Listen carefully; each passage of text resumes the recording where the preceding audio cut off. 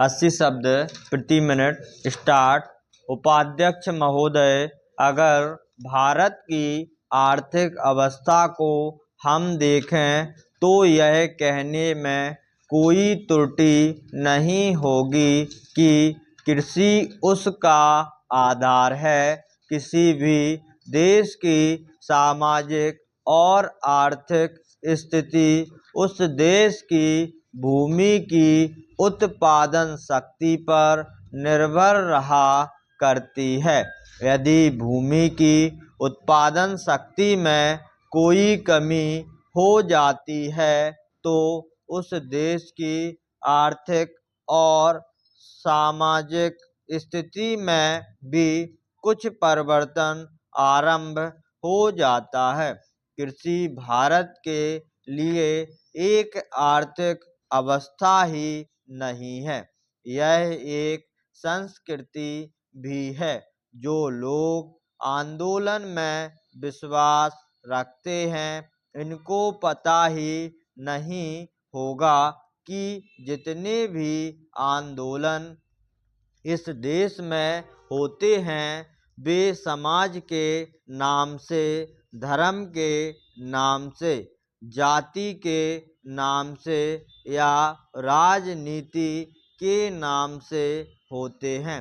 ऐसे आंदोलनों में कोई भी समाज शामिल हो, लेकिन कृषि समाज उसमें शामिल नहीं होता है।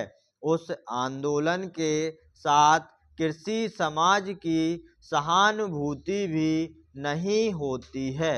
इसलिए यदि सभी बातों को ध्यान में रखकर हम देखें तो इस देश के लिए आवश्यक यह होगा कि हमारी संस्कृति की रक्षा के लिए और जीवन प्रणाली की रक्षा के लिए कृषि पर विशेष ध्यान दिया जाए।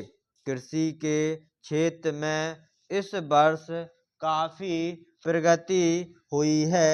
यदि आप 1801 से 1901 तक का काल देखें तो आप देखेंगे कि हमारे देश में 31 अकाल पड़े, जिनमें 4 करोड़ लोग मरे।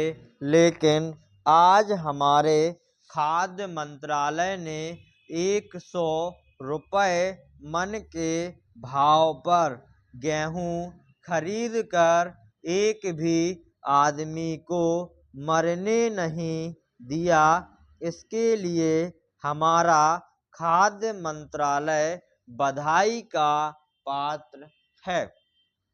एक बात मैं विशेष रूप से इस अवसर पर कहना चाहता हूँ।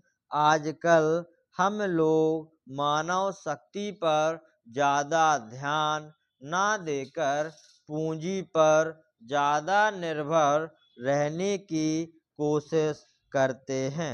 आपको याद होगा लगभग 5 दशक पहले मैं जापान की आर्थिक अवस्था बिगड़ गई थी, लेकिन वहाँ के 60 लाख काश्तकारों ने कृषि शिक्षा के बल पर इतना अनाज पैदा करके दिखलाया कि आज वे 10 करोड़ आदमियों का पालन पोषण कर रहे हैं।